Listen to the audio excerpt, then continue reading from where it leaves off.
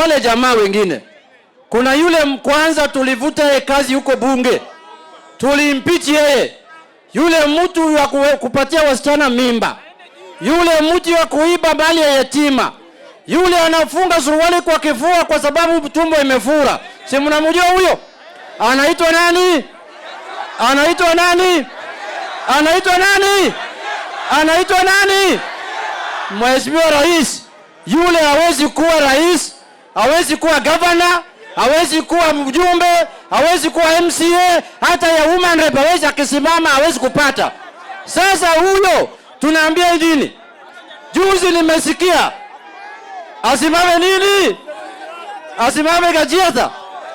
Mheshimiwa Rais juzi nimesikia akifungua mdomo wake anaongea juu ya mambo ya ODM.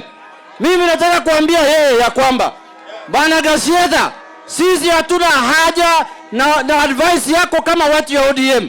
You are the last person who should advise ODM, kwa sababu wewe huna akili, huna agenda, huna chochote. Kazi yako ni ukabila peke yake.